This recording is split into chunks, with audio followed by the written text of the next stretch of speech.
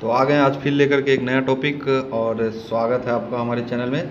तो देखिए रोहित मिश्रा के साथ नया टॉपिक आज का एसएससी जेई जूनियर इंजीनियर।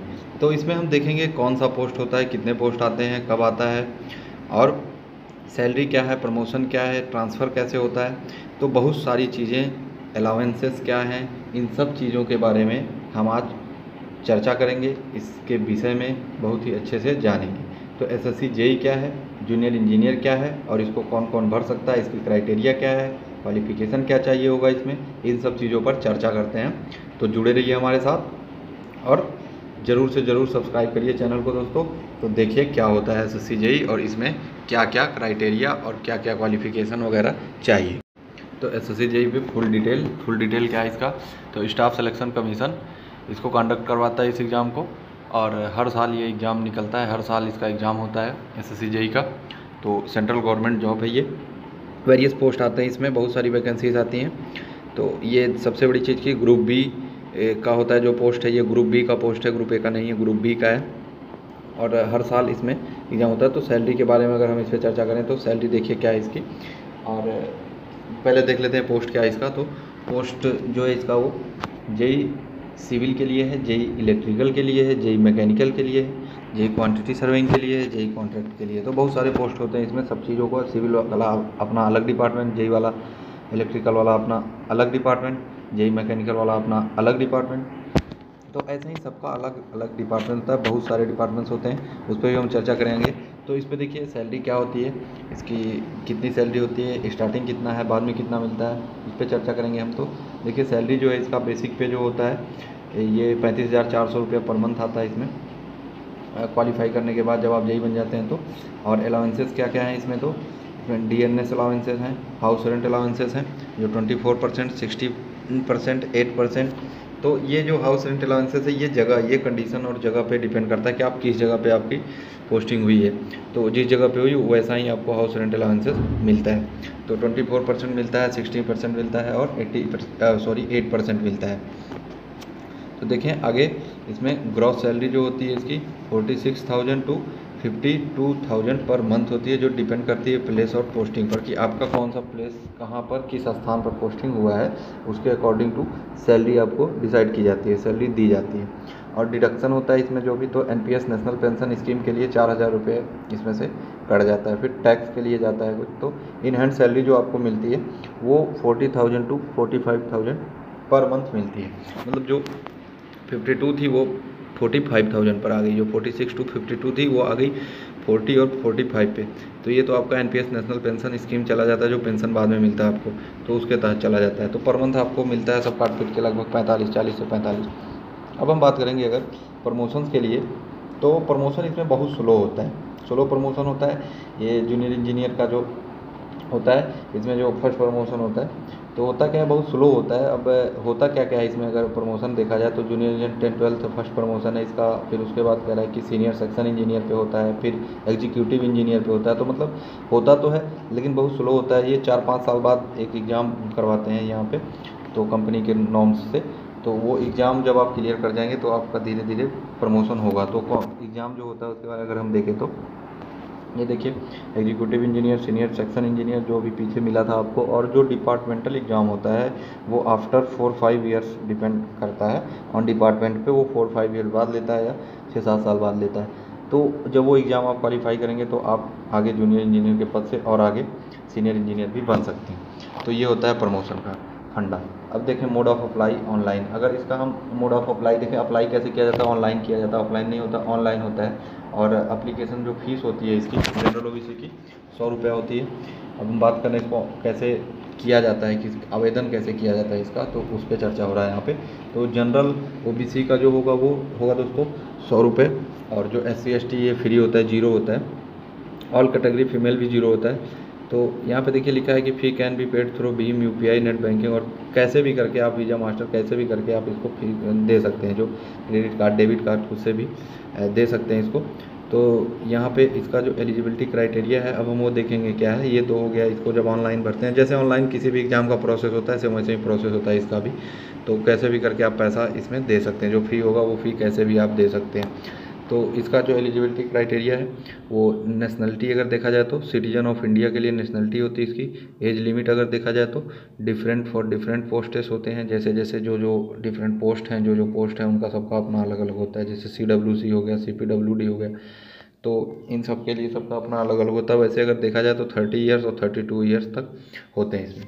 तो आगे हम देखेंगे कि अपर एज लिमिट क्या है। तो देखिए SC/ST में 5 ईयर्स मिलता है प्लान, और जो OBC है उसको 3 ईयर्स का मिलता है ज़्यादा, जो अपर एज है वो ज़्यादा मिलता है 5 ईयर के लिए SC/ST को, और OBC को 3 ईयर के लिए। जनरल को कुछ नहीं मिलता।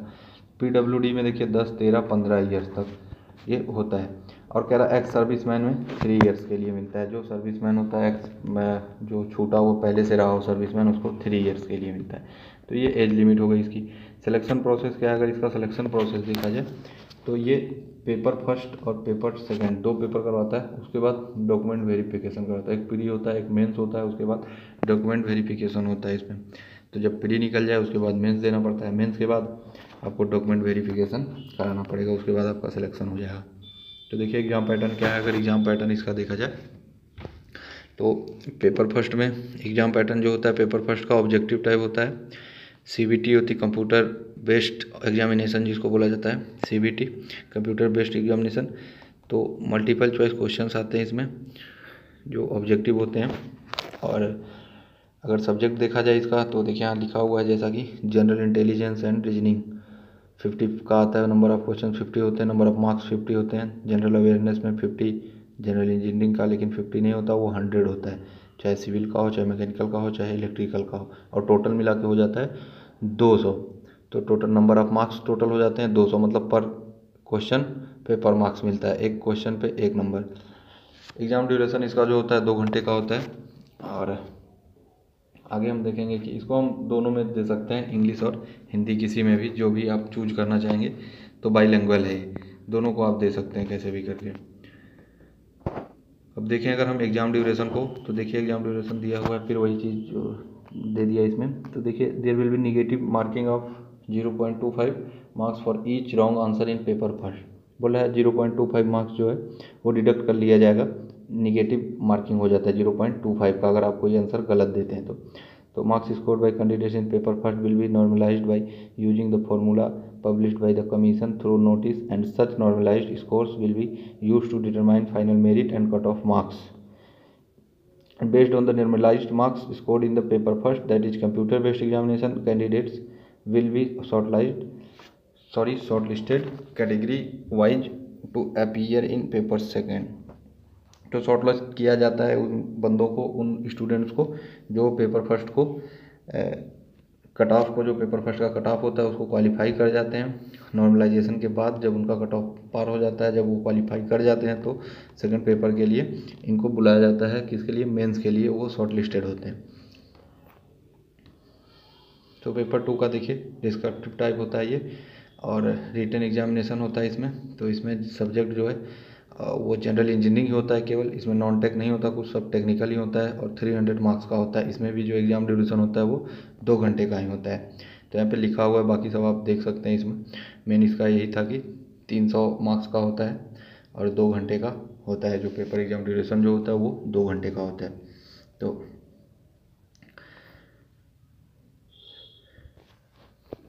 अगर हम बात करें कि minimum qualifying marks in paper first and paper second, तो ये देखिए यहाँ पे लिखा हुआ, आप इसको पढ़ सकते हैं। हम एक टॉपिक पे चर्चा करेंगे जो मोस्ट इंपॉर्टेंट है, डॉक्यूमेंट वेरिफिकेशन पे। तो वो देखिए डॉक्यूमेंट वेरिफिकेशन जो है उसमें all the candidates qualified for documents verification are required to appear for documents verification along with the photo copies and original documents. तो फोटो कॉपी और ओरिजिनल डॉक्यूमेंट दोनों को लेकर के आपको जाना होगा वेरिफिकेशन के लिए। ये दोनों चीज़ों की रिक्वायरमेंट होती है। और चाहिए क्या क्या होता है, तो फ़ोटो आईडी प्रूफ एक होना चाहिए आपके पास, जैसे Aadhaar card, voter ID card, PAN card, passport या फिर ड्राइविंग लाइसेंस कोई भी, और पासपोर्ट साइज फ़ोटो भी होने चाहिए, कलर फ़ोटो होने चाहिए। तो इन सब चीज़ों की ज़रूरत होती है कैंडिडेट के लिए जो डॉक्यूमेंट वेरिफिकेशन कराने जाते हैं। देखिए यहाँ पे लिखा हुआ detailed options for various post and departments will be taken from candidates at the time of documents verification. तो बहुत सारी चीज़, जैसे कि 2 पासपोर्ट साइज़ फ़ोटो जो लिखा हुआ, अब तो वैसे भी आप 4, 5, 10, 15 ले लीजिए, क्या दिक्कत है। फ़ोटो कोई बहुत ज़्यादा पैसे में तो बनता नहीं है। तो photo passport size, colour photo ले लीजिए। और जो आपका जो फ़ोटो आईडी प्रूफ है, जैसे Aadhaar card, voter ID card, PAN card, passport या फिर ड्राइविंग लाइसेंस, कुछ भी आप ले करके जा सकते हैं डॉक्यूमेंट वेरिफिकेशन के लिए। और क्या क्या लगता है अगर देखें तो candidates will have to submit copies of various documents like, जैसे कि मैट्रिकुलेशन, सेकेंडरी सर्टिफिकेट्स और एजुकेशनल क्वालिफिकेशन सर्टिफिकेट और एक्सपीरियंस सर्टिफिकेट, अगर एप्लीकेबल है तब। एक्सपीरियंस सर्टिफिकेट वैसे मांगा नहीं जाता, लेकिन अगर एप्लीकेबल है एक्सपीरियंस सर्टिफिकेट कुछ पोस्ट में, तो आप वहाँ पे ले सकते हैं इसको एक्सपीरियंस सर्टिफिकेट को। और बोल रहा है कि कास्ट सर्टिफिकेट, कैटेगरी सर्टिफिकेट, इन सब चीज़ों को भी आपको, अगर आप बिलोंग करते हैं उन जगहों से, तो आपको लेके जाना पड़ेगा। ये होता उनके रिजर्व कैटेगरीज वालों के लिए लगता है, जो कास्ट सर्टिफिकेट होता है और जो कैटेगरी सर्टिफिकेट होता है। और कह रहा है कि physical efficiency test, physical and medical standard for the post of junior engineer border roads organisation. तो BRO जो होता है, जो बॉर्डर रोड्स ऑर्गेनाइजेशन होता है, ये जो निकालता है, तो इसके लिए फिजिकल एफिशिएंसी टेस्ट भी होता है एक, जिसको PET बोलते हैं। और physical and medical standard for the post of junior engineer, जो यहाँ से जूनियर इंजीनियर एक्चुअली हट गया है, तो ये होता है। तो ये ज़रूरी होता है, फिजिकल एफिशिएंसी टेस्ट जो होता है ये ज़रूरी होता है BRO के लिए, बॉर्डर रोड ऑर्गेनाइजेशन के लिए। तो इसमें बहुत सारे ऐसे ही होते हैं, और बस इतना ही था इसमें, और भी बहुत कुछ है इसमें अभी। तो आपको इतना ही जानना था, जो मेन टॉपिक था हमारा, इतना ही था। तो दोस्तों, अगर वीडियो आपको अच्छा लगा हो तो इसको लाइक करिए, शेयर करिए, अपने दोस्तों तक पहुंचाइए। और मोस्ट इम्पोर्टेंट चीज़ जो हम बताना भूल गए उसको बता दें, क्या है कि इसमें जो कैंडिडेट अप्लाई करेंगे वो पॉलीटेक्निक या तो किए हों, डिप्लोमा जिसको बोला जाता है, या फिर वो BTech किए हों। तो वो किसी भी ब्रांच से किए हों, जो अभी मैंने पहले ब्रांच बताया था उधर की, इलेक्ट्रिकल, मैकेनिकल, सिविल और कॉन्ट्रैक्ट, और एक और था मैंने पीछे वहाँ पे बताया था। तो इन सब चीज़ों को, अगर आप इन सब चीज़ों को किए हैं, इन सब ब्रांच से, इन सब डिपार्टमेंट से डिप्लोमा या BTech किए हैं, तभी आप इसमें तभी आप इसके लिए एलिजिबल हैं, नहीं तो आप इसके लिए एलिजिबल नहीं हैं।